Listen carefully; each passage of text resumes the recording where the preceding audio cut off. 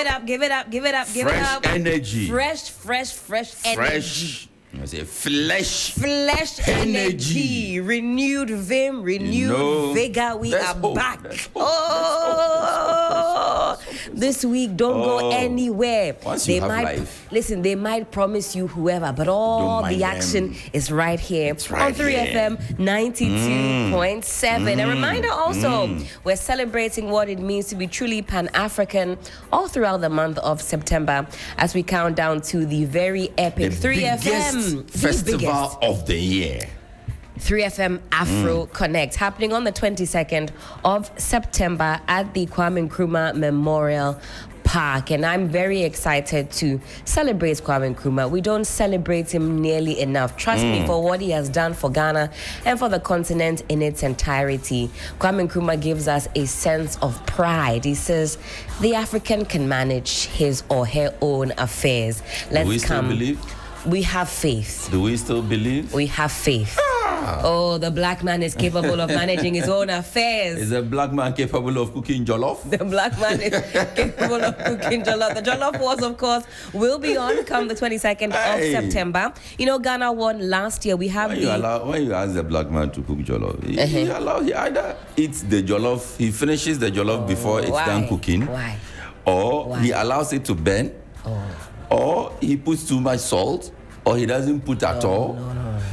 Is the black man capable of cooking good jollof? Oh, the best. Where else are you going to get jollof? Hallelujah. Where else are you? But this year, something tells me the Senegalese are really coming from for the title. Why? They tell us every single opportunity that they have that jollof originated from the Wolof tribe. But you know that saying, "Mona mode baye, yena yene hit." So of course, Nigerians, we take it from Nigerians and Ghanaians are constantly fighting over jollof. Mona mode baye, enya mona mode baye. We settled this last year. Oh, when we were chopping first, kind courtesy. What's the name of our jollof woman from last year's? I don't even recall. Was it a lady who cooked? Yes. No. It was a lady. It's a lady. Oh, international chef. Oh, not Chef Filer. No. Before Chef Filer even knew she could chef, this chef was there. I'll try and recall.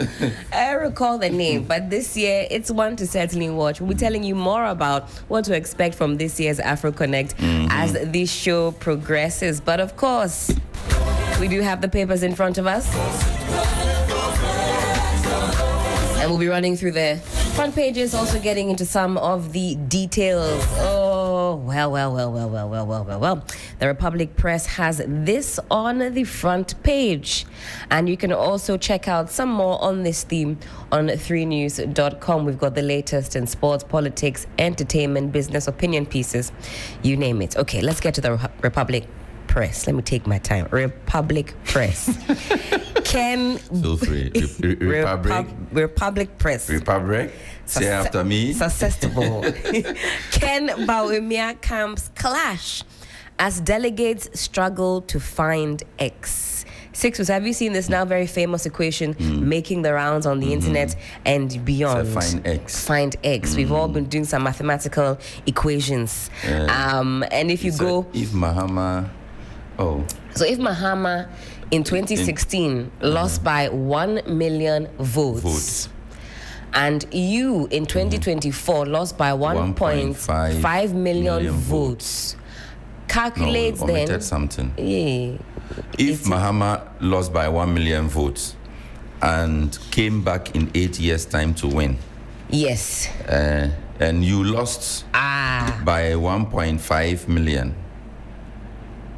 And 8 years is equal to X or something. Now find X.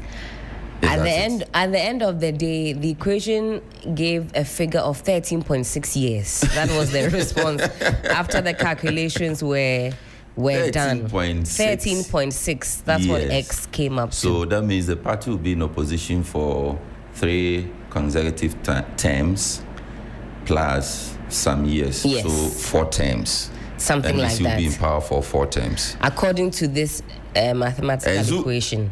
Oh, no, I can't impe. Zibo? Aka 9p. 9p. Zuzibo. Wow. It's on the front page of the Republic Press. Further to that, like I said, on 3news.com, you've got Kennedy Japan says, if your vision for Ghana starts with a trip to the IMF, you have already failed. Now, DSTV shows Metal says no to Sam George's forced price reduction. You know that this tussle continues with regards to a reduction that is being sought by the Honorable Minister Sam George. He says 30% or less. A very sad one here, also on the front page of the Republic Press. Police sergeant shoots himself at post. I want to quickly see if this is a situation where he's died by suicide. Okay, a police officer in the Nkwanta station of the Ghana Police Service in the Tano North municipality of the Ahafo region has allegedly shot himself to death, sparking renewed concerns about the psychological well-being of officers. That is what I thought. Unfortunate. I don't know, Sixtus, if you recall. Officers, why? No. Ghana, we all need access to... No, Sixtus, you recall around, it might have been 2021 or 2022, where the papers were frequently reporting police officers, security personnel dying by suicide. And a conversation started about some enhanced psychological, shall I say, support for our men and women in uniform. And that was promised. This was when the last administration was in power. I'm not entirely sure how far advanced those plans, went, and if this was institutionalized, this psychological support or enhanced psychological support for our police personnel, because this is how it started. We had one story, the next week you had two, the following week there was another one. It just seemed as though it was becoming rampant. Police personnel, in fact, in the line of duty, or they go to work, you go to their post and they've died by suicide, or they've shot themselves, or whatever the case may be. I hope this is not a case of it rearing his head. Maybe it's inadequacy, but I know the service has a unit, a psychology unit. I don't know how it is called. Well, we may have to confirm all of that. But like you said, it became an issue. That's right. And those discussions came up. That's right. I know that, I think that there were psychologists recruited into the Ghana Police Service. Indeed, not just the Ghana Police Service, all of the security services. Right. Because truth is, a lot of them go through a lot. And if what we see in the movies is anything to go by, you know that when somebody returns, even the peacekeeping we do here. That's right. The people, the men and women we send to Boko, to Sola, Tuna, Kalba, to all the areas that there's conflict. When they come back, what psychological services do we offer them? Because we expect that they're coming back with trauma. Exactly. Because the things you would see, we don't expect the state to just come and drop you at the Black Star Square and say, go home. Yeah. There should be some measure of interaction between the personnel and a psychologist. Now, the numbers might be a problem, but you don't need to have internal or police people being psychologists. If you're overwhelmed, the Ghana Psychological Association is there. You can, I believe you can liaise with them, get people, so that when you deploy troops and you bring them back, you don't just come and leave them at the Independence Square, then they are finding the next structure to go home. Right. There should be a way of reintegrating them, even before they meet their families. Because maybe as a mandatory step, before you even reintegrate, you have to have a session with a counselor. With a counselor. Because, see, some of the stories we have heard about people patrolling, even the gunshots. The fact that you are a policeman doesn't mean you are accustomed to gunshots. There are a lot of policemen in this Accra who have never heard gunshots before. I don't mean never heard. Of course, during their training they would have heard. But the intensity in a real life situation where fire is exchanged, there are a lot of them who have never seen. Then maybe push comes to shove, you push one of them to one of the conflict areas. That's his first time or her first time experiencing that. such a person coming back might not be ready to immediately go back home. So it shouldn't just be, they are trained for it. I think if it is not happening, then IGP should look at it. Certainly.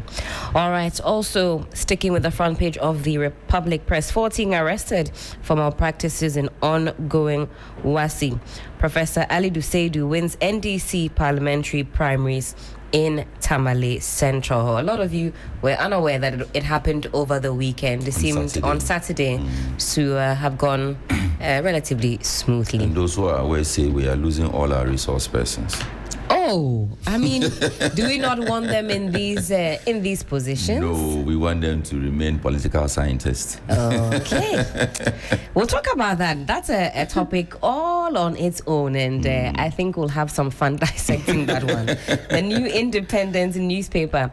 National Sanitation Day returns. Government sets new accountability framework. Also, don't politicize tribal conflict. Intim Fojo cautions amidst Bingiri crisis. Petroleum broker declared wanted over alleged fraud. There's a picture to go along with that story. Dr. Kingsley Ajiman calls for Ghana's assessment system overhaul to address persistent exam malpractices. And then finally, I've got the Daily Democrat. Dr. Apak commissions 4 new classroom blocks in Bilsa South. Ebuakwa South MP donates relief items to NADMO. David Tamaklo leads Print Pack, pushes for more media support. Julius Deborah reaffirms Ghana's foreign policy vision. And BCM accuses police of shielding Angela List. This Angela List story is not going away. It keeps popping up. So I have, you're not done. I have the News Center newspaper, detail-driven, Elvis Darko's edited.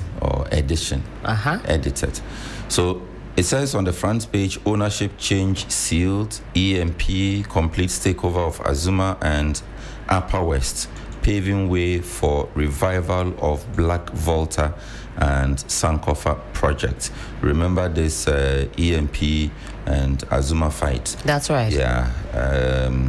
So Elvis Darko is reporting that ownership change is sealed. The deal is done. Newly sworn in Print Park executive targets reforms. That story is on page 7. The global experts meet in Abidjan for second ECOWAS Lassa Fever conference. 10th, this is Ghana exhibition attracts massive participation. Ghana delivers big for MTN Group. And it comes with the picture of the president and CEO of MTN Group, Ralph Mupita. On the back page of the News Center newspaper, you have MTN Ghana sweeps 4 awards at Investor Relations Awards. And Ghana delivers big. Okay, so that's the story actually captured at the back page of the News Center newspaper. They say detail-driven. The Custodian newspaper, edited by Mahama Audu, you have banner headline. Guess whose picture? Your favorite friend, the good reverend of Asin South. Whose friend? You're your best friend. Oh, I see. Sure. A ranking member of the Defense and Interior Committee of Parliament, the People's MP, okay, Reverend John Intim Fajo. We await further particulars about the alleged drugs that were on board the plane. He says, don't politicize ethnic conflict. You have to clap for him. Agreed. Yes, you have been telling the man not to be partisan, to be nationalistic in outlook. Right. Yeah, he started showing that on the right track. He's on the right track. Page 3, yes.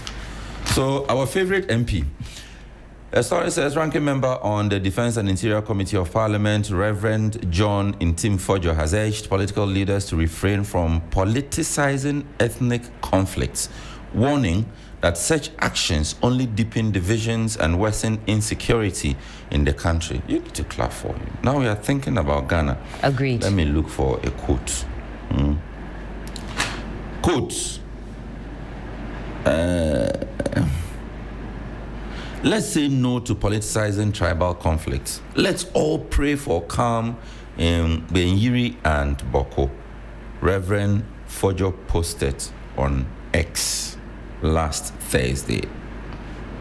No, this is what we want. Commendable, certainly. Yes. I need to clap for him. All right. Linda Oklu rallies Ghanaians for clean environment. You can find our story on page 8 of the Custodian newspaper. And government relaunches Sanitation Day to fight filth. Remember Sanitation Day, National Sanitation Day? I recall.